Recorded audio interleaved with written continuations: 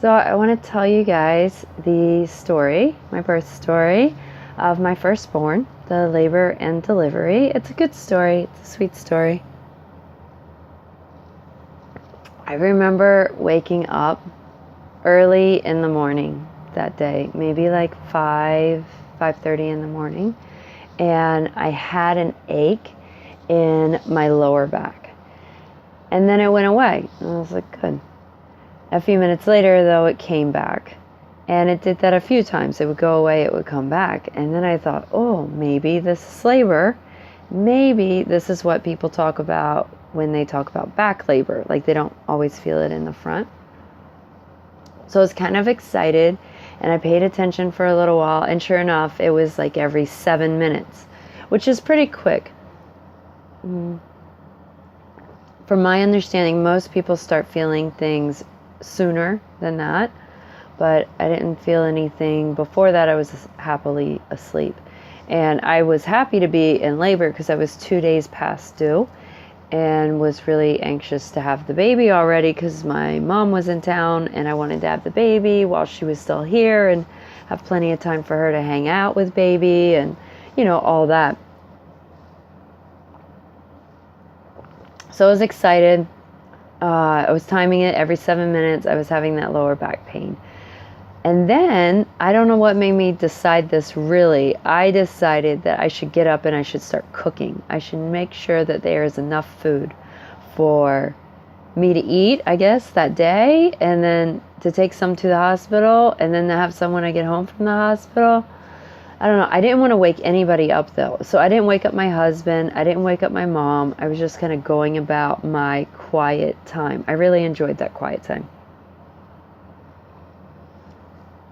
I don't remember what all I made, but I definitely made lemon bars. I was on a kick during that pregnancy about lemon. I love lemon ice cream. I would make it homemade from scratch. And I love lemon bars, and I was making lemon bars myself. It was always a lot of work for me to gain weight during the pregnancies because I ate so clean. So the doctors would encourage me to make sure that I was eating dessert. So I went for lemon desserts. They were really good. So my day pretty much progressed like 7 to 5 minute apart contractions for pretty much the whole day. And it was okay. It wasn't that painful. And then it got towards the middle afternoon. And then I remember things getting a little bit more painful. Like I didn't want to talk to people while I was having a contraction. I could, but I didn't. Maybe what I didn't want to do is I didn't want to listen to them and try and respond to whatever they were caring about like I cared, because I didn't care at that point. So I could talk and I could tell somebody if I really wanted them to know something, but I didn't care to just have conversation for conversation's sake.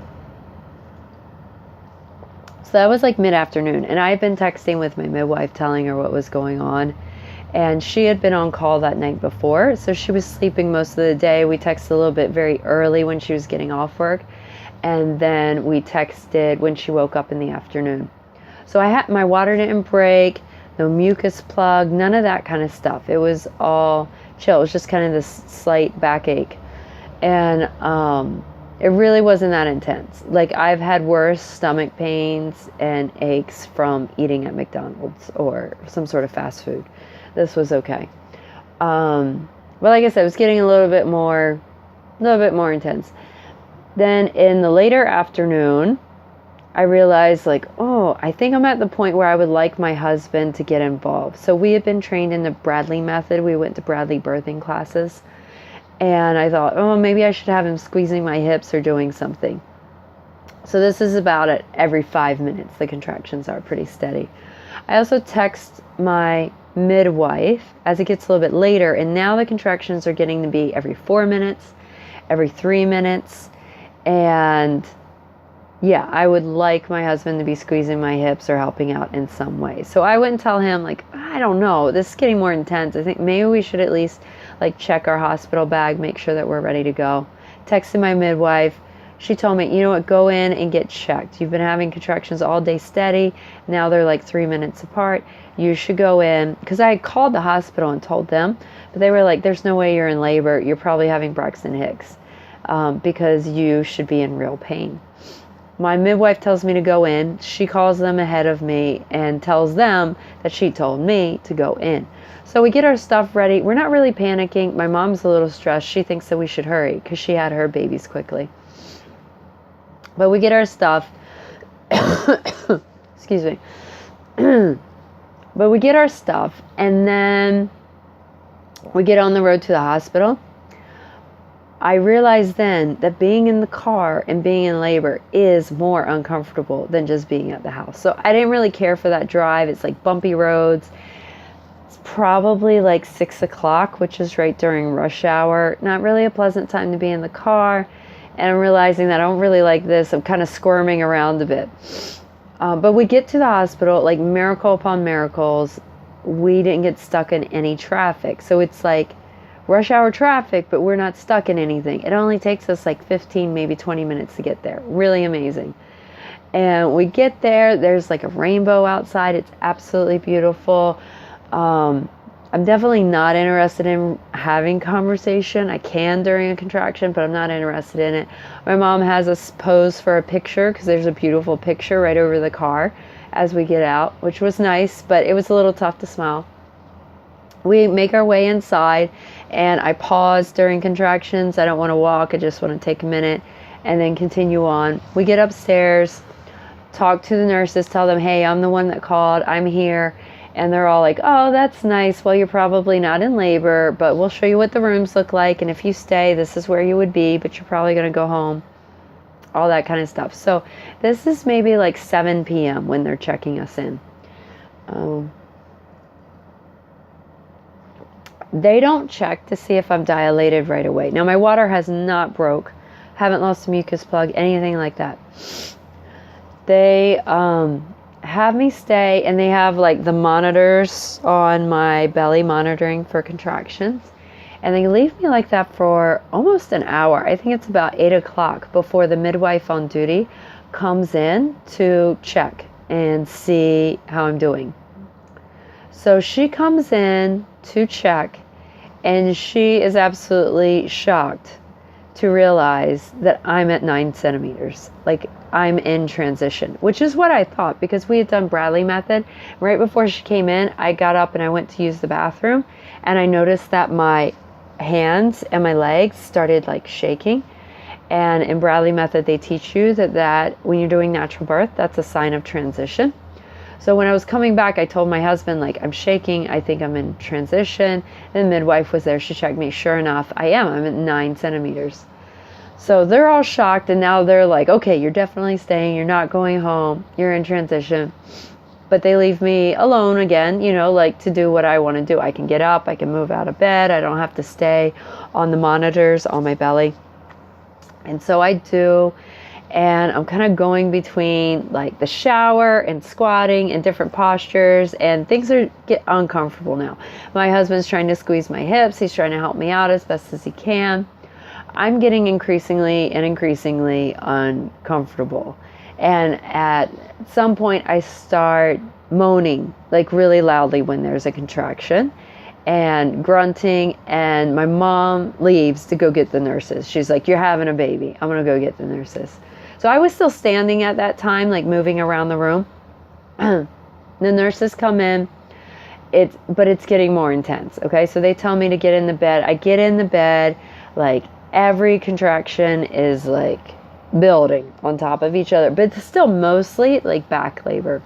So the nurse comes in to check, and it's right when I'm having a contraction, because now they're like right on top of each other. Mm-hmm. And she's checking, and as she's checking, I've got like the most intense contraction, and it feels like baby is just bearing down, and my water breaks and like shoots right in her face and all over her. My husband said it was absolutely disgusting, and we owe that lady. We owed that lady big time. But she kind of wipes her face off and is like, yep, it's time to push. So she goes out to get the doctor and get the midwives, and I am totally in the zone because I feel like baby is coming. I have my eyes closed. I'm not even looking around. I don't even know who comes in the room. There was another midwife, a different one that came in duty because they switched. They had to change a shift. I don't remember ever even seeing her face. I was just totally in the zone. Doctor was there, midwife was there. I don't know, some nurses. I don't know who else. But I was just clenching my teeth. What was interesting was that once my water broke, though, the contractions basically stopped. And the midwife was trying to help me out in that she was trying to massage the cervix in the area there to help with the opening and the stretching. But every time I felt that pressure of her, I wanted to push. So regardless if I was having contraction or not, any pressure, whether it's from the midwife doing the massaging or the baby, then I wanted to push. And so I would just hold my breath, close my eyes and squint and push. And I did that for 20 minutes straight and had a baby. So my firstborn came out in 20 minutes of pushing, which is pretty quick from what I hear. And I wasn't squatting. I had thought that I would want to squat, but once I got into that mode, I wasn't really thinking about anything else. I also wasn't doing a good job of slowing down. I just wanted that baby out. So I just hold my breath and push.